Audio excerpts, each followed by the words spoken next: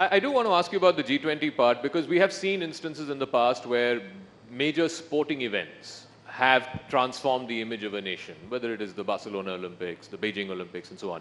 But the G20, the uncharitable way of putting it is it's a talk shop. Why would that have permeated to the level of the Aam Aadmi and our Aam Aurat on the street in a way that it's lifted the image of India? Partly, as I said, physically, because it was done in 60 cities and towns. And mind you, other than those 60 places where something happened, people went out maybe to another 60 or 100 places more. So if you actually said in terms of locations, I would say maybe 120 to 150 locations in some way or the other saw G20. We ran G20 actually like an andolan, like a Jan Bhagidari. So I mean, look, I've been doing G20 for 10 years now. This is the only G20 where you went to a place, you had a meeting, but there's a university running a event on a G20, there were a bunch of NGOs who were doing something on a G20, the population was out there displaying their culture. So it had a flair and a impact which was very, very different. So the second is, to be very honest, I don't think people expected us to succeed. Really? Yeah, I mean, look, we went through, I saw the Indonesian presidency, the kind of pressures they were in. Every meeting was blocked by a single issue. And then finally, okay, we patched something together at the summit. All of us helped out because that's the way it is. Now, in our case, I think we took, frankly, much less defensive strategy. We said, look, every meeting, if there's a finance meeting, we will get a finance outcome. If you've got other issues, I'll put an asterisk and put it on the side, but you are not going to block that finance outcome. So what we did was, we piled up the stakes, outcome after outcome. So you said it's a talk shop. Yes, you are right, but even talk shops make a difference. So when a talk shop, for example, ends up recommending to the World Bank that you need to change, reform as per a report which is coming out, or a talk shop says that digital public infrastructure is today a kosher concept and the rest of the world must adopt it for propagation. Don't write off the power of ideas and talking. Ultimately, they move things. And I would say, if you look at one thing which has gone very badly wrong with the world, which is that COVID, the impact of COVID has really set back development, SDG targets in the world. The G20 brought the focus back. So, and people intuitively understand it, that people, they may not know the nuances, but they knew the pressures were on us, and they knew that we had to, get the outcome done at the summit, and I think they kind of get it. So, because this is election season, as they say, you have to go to the voters, give them your hisab of what you have achieved over the last 5 years. So, in the realm of foreign policy, because you've been shepherding it, you've been marshalling for India's foreign policy over the last 5 years, aside of the G20, the COVID vaccines, navigating India's interests through these two wars, what is the one thing that you would say is the standout for the Modi government, which no other government in the realm of foreign policy has done in the last 75 years? Well, look, if,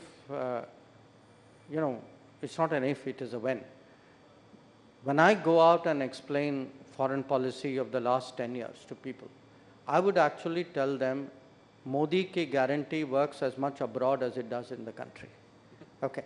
And it is Modi ki guarantee which moved the whole Indian system in Operation Ganga, where 5 ministers were deputed and told you sort out those places and come back when the last people come back, when the military is put to work on a mission like this. It could be that, it could be Operation Kaveri in Sudan, it could be what we did during COVID. the whole Vande Bharat mission, that anybody who was stuck somewhere, I mean, there were shipping crews, there were air crews, there were hotel people, there were tourists, there were students who had been, told your hostel is closed, go home. So what has happened today? And it isn't just the people who came back. If you looked at the Gulf, where we have today almost 90 lakh people, my deputy Muralidharan and I were regularly going to Gulf during the COVID because we were carrying messages from PM to the Gulf regime saying, please take care of our people. And they did respond. They did take care of them. So, and it could be, it need not be just taking care in a physical sense. The Modi ki guarantee also applies that I will take the right decision to make sure your petrol costs are kept within reasonable grounds by not bowing to political pressure. So that sense that, we have a national interest, the national interest will a national welfare in a way. We will do what it takes. We will send troops in the height of COVID to defend our northern borders. We will react to terrorism in a way in which will deter, any sort of repetition of such attacks. So it works in different ways. I think today, when part of the reason why people respond to foreign policy is they can see that visibly our international stock, our credibility, our weight, our influence has gone up.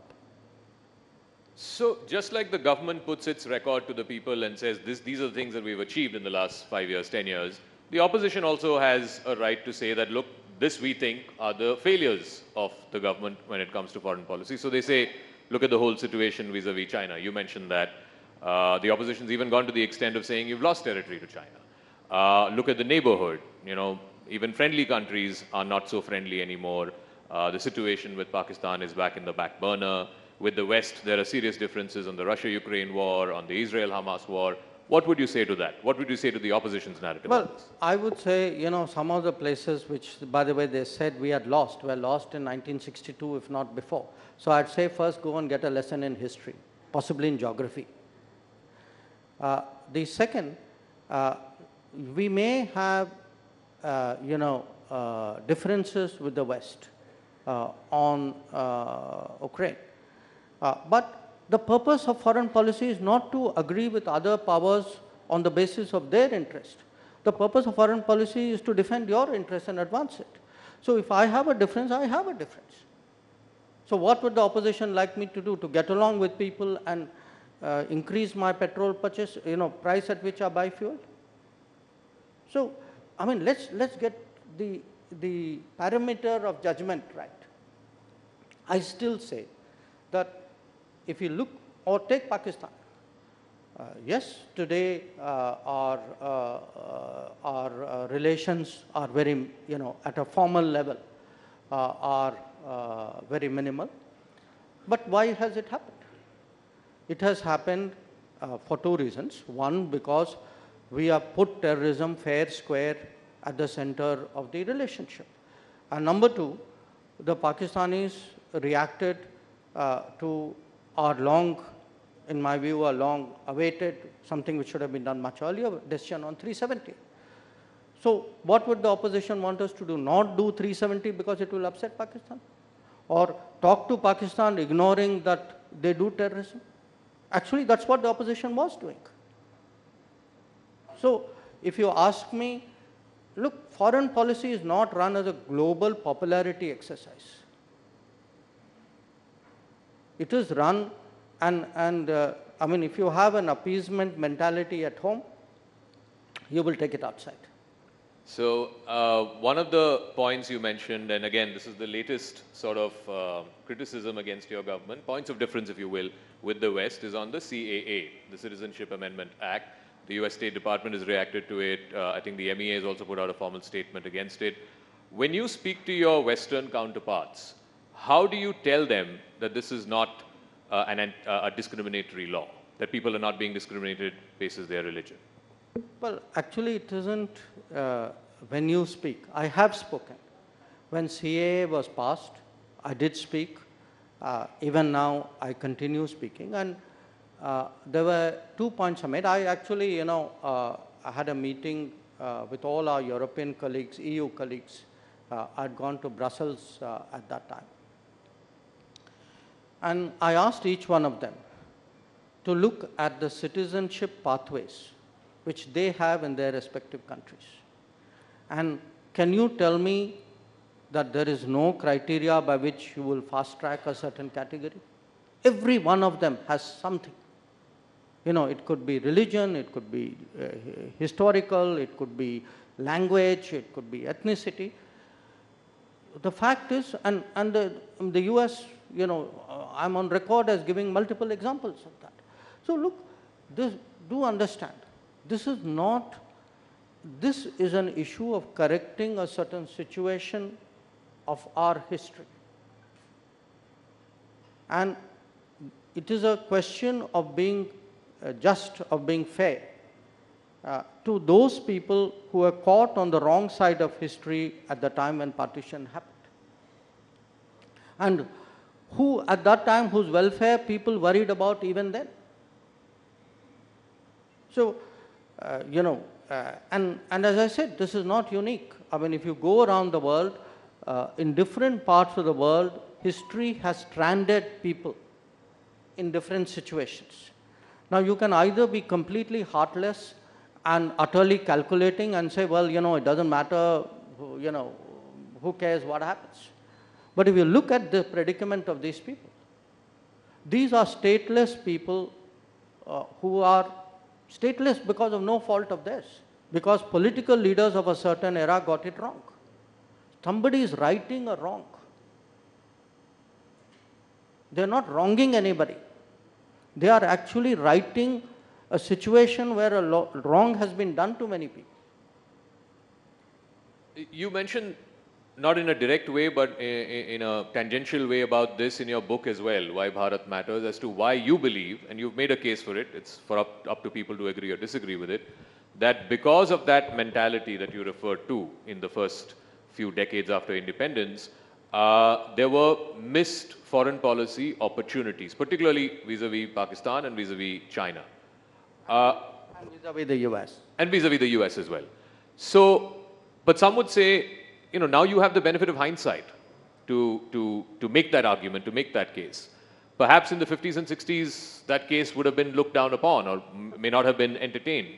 So, how do you then make the case that, these were missed goals or missed opportunities because there was a certain political bent of mind?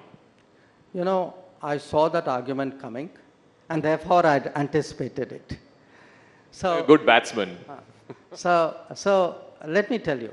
I mean, first of all, I just want you to think of this one very simple fact. You got Pakistan wrong, you got China wrong, you got US right, and we had a great foreign policy. So put that aside. I am not saying today, benefit of 2024, that, let's look back at 1954 or 1950. I'm saying somebody in 1948, 49, 50, 51, 52, as you were taking those decisions, stood up and said, please, Mr. Nehru, what you are doing, have you looked at this aspect of it? So this is not hindsight. These are Nehru's contemporaries who are questioning decisions which Nehru was taking at that point of time. So what are these decisions? I give you three. Shyama Prasad Mukherjee actually contests very strongly the Nehru-Liaquat Pact, saying, look, you are assuming that Pakistan is going to treat its minorities the same way as we are treating our minorities.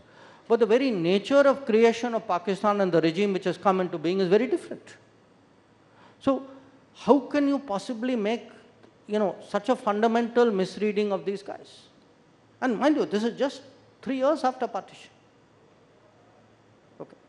Well, a little bit more. The Patel, I'm giving you an example of China. Patel puts in writing that today, for the first time, we are facing a two-front situation. the intentions of China cannot be taken in a positive way. There is much that we have to apprehend. So please do not, have a sort of rosy picture of the situation. What is the answer from Nehru? I cannot conceive that anybody would undertake a wild adventure across the Himalayas. By the way, that's exactly what they did in 1962. So now, if Jaishankar in 2024 says, oh, they got it wrong in 1954, your question is very, very valid. It's not Jaishankar who's saying it. It's Patel saying it on China. It is Shyama Prasad Mukherjee saying it on Pakistan. It is B.R. Ambedkar who says, look, why are you alienating the Americans? If you are to argue, you want to take on the Americans, I have no problem with it. I just told you foreign policy can be pushed back. At least fight your own cause. We were alienating the Americans on behalf of China. That we were taking up China's cause. And more than anything else, what an irony. That imagine, in 1950s, we spoilt our relationship with America because we were arguing on behalf of China. So, this is not hindsight, this is not a political polemic. I am placing before, especially the younger generations, because they wouldn't be familiar with it. I am placing historical situations, which is what I called a road not taken. That road was available, that road was marked. Those people drew a map and said, don't go this way, go that way. And we consciously chose not to take those roads. Now, I'm not saying there were no brainers. There were pluses and minuses. But we need to get out of this, cult worship that everything from 1946 till pick your year, these were great years and we did splendidly. If anything went wrong, other people were to blame. But, Nehru's foreign policy is such a sort of impeccable theology that even today, whoever comes to power must follow it. And any deviation is somewhere wrong. I think, companies are audited. After all, countries should also be audited, for policies should be audited. People should look at what happened in the past with an open mind, with a critical mind. And by the way, I'm not saying it should only happen then. I'd be very happy if somebody said, I'd like to discuss the last 10 years with you. In fact, that's exactly what you're doing. And please defend your record. I'd be very happy to defend it. So let's talk about one big aspect of that record. And since you referred to in the previous answer about a two-front situation, are we not in a two-front situation today? We have, my friend, we have always been. It is we who were in denial. Tell me, I'm now asking you as a person, Zaka, at which stage in your life did you actually feel that China was your strategic partner? I don't think in my lifetime. No, but yet in 2006, we actually have a declaration describing China as a strategic partner. So I want to say, look, there's a gut sense in society. Sometimes, and I say this as someone from the foreign policy fraternity, sometimes, this is a bubble you have created. Because in the earlier years, it was very much a Nehruvian ideological bubble. Nehru was against America, so everybody was against America. Nehru said China is a great friend, everybody says China is a great friend. So the vestiges of that continue. Even today. You have a concept called Chindia. Okay. I don't, many of you will remember who put that concept forward. So if you actually have reached to think that you're making a sandhi of China and India, and you think we are that close, and our interests are so aligned, this is a different world. So I would put to you, if you go back, especially I would say to me, 1950s, it was latent. 1960s onwards, especially after the China-Pakistan agreement in 63, and the territorial transfer of Indian territory by one illegal occupier to another. You had effectively the two of them working in tandem. And to me, that is a very obvious basis on which to build policy.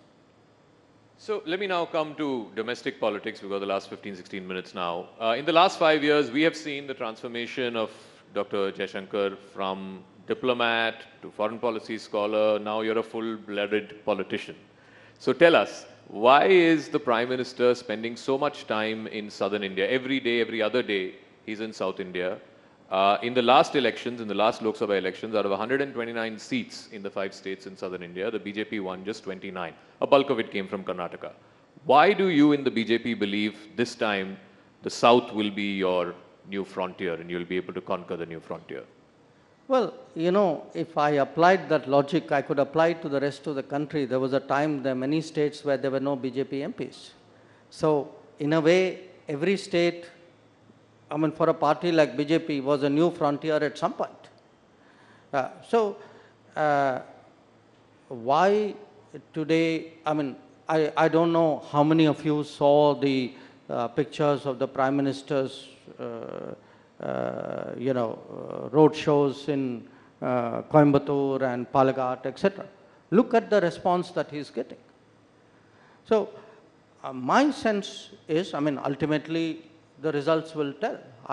But as someone who's been traveling a fair amount, certainly to Kerala, I mean, Karnataka is a different case. There's already a strong history with BJP out there.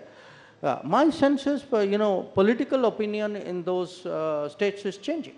That people today contrast, they've seen the benefits of good governance, that many of the changes of the last decade, as you say, the Anna Yojana, the food support, the Mudra scheme, the Awas Yojana for the housing, even what the vendors, informal economy is getting, Swanidhi, the Jal Jeevan Mission, the power connection, the road building. So when the Kisan Samman Nidhi so if you put all this together, they today realize, and particularly if you add to this health and insurance, they today realize that, look, because you are getting good governance out of the center, and these schemes have been pushed by the center, they have benefited literally tens of crores of people. They are looking, at a very, very different way, both at the center and at the BJP. The second, I would say, our sense of ourselves as a nation and society is also changing. There is today, I mean, you refer to it in a very different way, saying, why are people taking an interest in foreign policy? Yeah. I would argue one of the reasons they are taking an interest in foreign policy is they have a stronger sense of what this nation is about. And the South is, as deeply, if not more so, that sentiment as the rest of the country. And I think the combination of all these things is actually, it's certainly, anybody objective would tell you something is changing out there. You can see that, you can feel that. Now, we'll have to see how it goes, but I can tell you there's a fair degree of confidence about how this will work out electorally. You mentioned about the sense of identity, sense of pride. No doubt it's gone up in the last 5-10 years, but in the South there's also regional identity. And one of the narratives, you can call it a trope if you want, particularly from the southern parties, is that your party is anti-South India, you're a North Indian party, you're a Hindu imposition party. As somebody who is a Delhi boy, but your family is from the southern part of this country, how would you counter that narrative? Well, look, I think by now Prime Minister Modi has put that kind of propaganda to rest. He's contested it very, very effectively.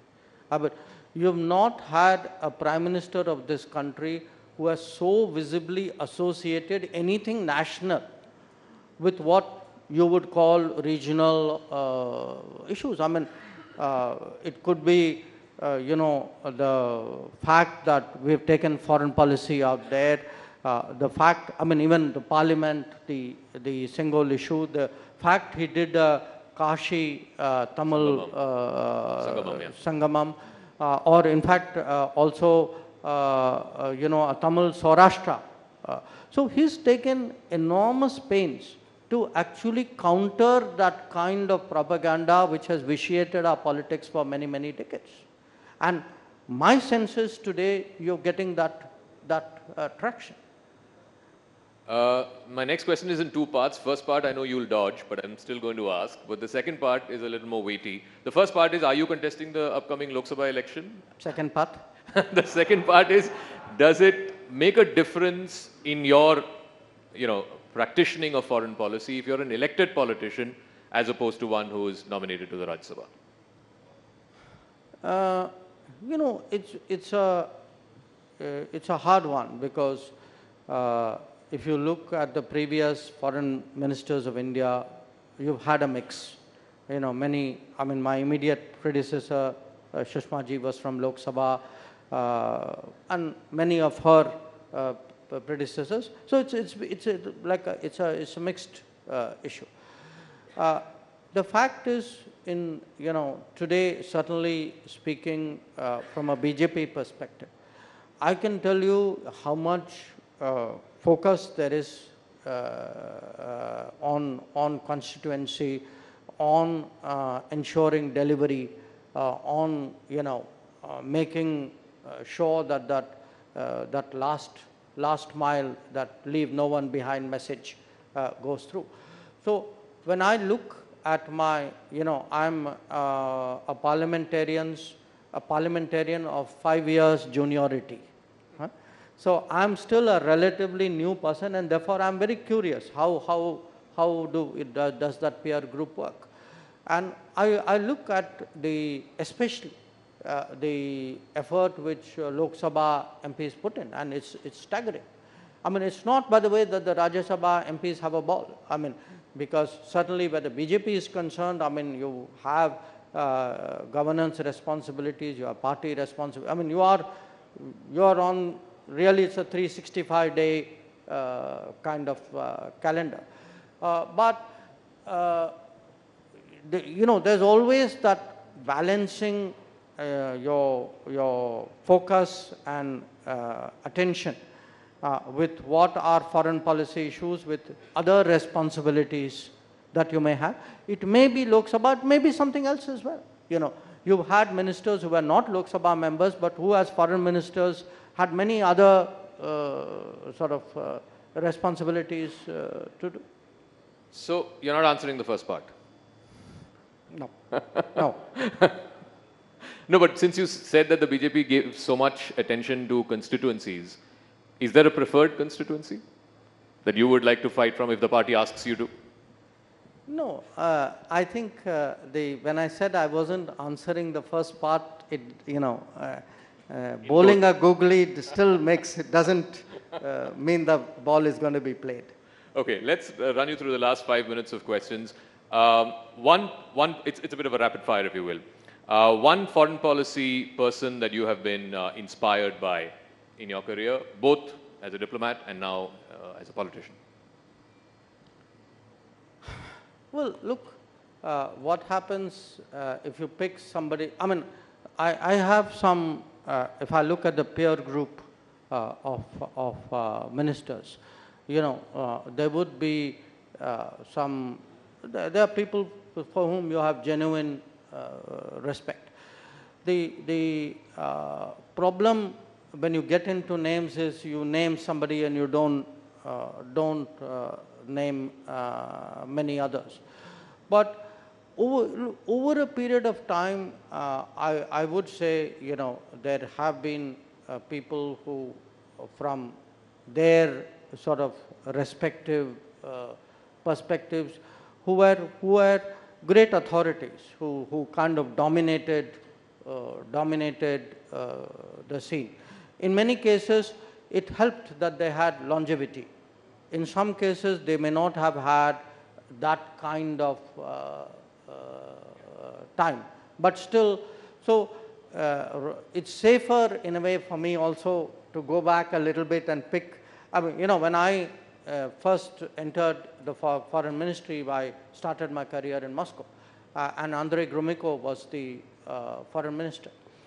When I switched to the after Moscow, I was moved to the Americas division, and the first minister I met then was, at that time, Secretary of State was George Shultz. Now, I saw these people really from the eyes of someone who's starting the business. But when you kind of read about them and analyzed them with a passage of time, I mean, so even in our own setup, I would say, I mean, the foreign minister, when I joined the foreign ministry in India, was Atal Bihari Vajpayee. Oh, wow. It's 1977. So, 1977. So, when you look at some of them, different people appeal to you in different ways. Atalji, for example, was always someone who was willing to sort of, in a way, break the mold. And you saw that finally when it came to the nuclear test. So I would say at different points of time, I've had the good, it's like if you are interested in cricket and you've been seeing a lot of test matches, you'd remember great innings. Yeah. By the way, the first century I ever saw was Ian Chappell. Ian Chappell? Yes, in Delhi. Oh. So you remember, you remember these moments, you would remember. I would hesitate to say, okay, this was the all-time greatest. Sure. I mean, yeah, that's a tough one, yeah. Yeah. Since you mentioned nuclear and since we're talking about all of these doyens, you've talked about him in the past as well and more recently as well about the legacy of your late father. He's the man who, for all practical purposes was the architect of India's nuclear doctrine. Do you think about your legacy as to how people will remember Dr. S. Jaishankar? No, not really. I mean, how would you want them to remember you if it? I haven't even given thought to that. I mean, look, you start. I guess people start thinking these things when they feel they are very advanced and are close to hanging up their boots. So you're far from that. Well, I do not know what the future holds. I didn't know what it held 5 years ago. I would have, I mean, my wildest dreams wouldn't have anticipated becoming the External Affairs Minister. But I think I still have enough gas left in the tank not to think about parking in the garage and thinking about how people are looking. Please race away, Dr. S. Jaishankar. Thank you very much. Ladies and gentlemen, the External Affairs Minister of India, Dr. S. Jaishankar. Thank you so much. Thank you, Mr. Jaishankar. Thank you, Zaka. That was a fascinating discussion. I think his legacy will be remembered for taking India's foreign policy and diplomacy to great heights under his leadership. Ladies and gentlemen, I request everyone to be kindly seated. And once again, I make that request to be seated for all the sessions and not to move out. This is because of the standard security drill. I'd request you to kindly adhere to the security protocol. There's still a lot of people who are standing there. Can I please request each and every one of you to kindly take your seat as we begin the next session?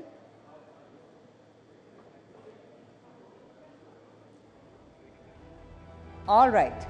Now, India has also made great strides over the last few years.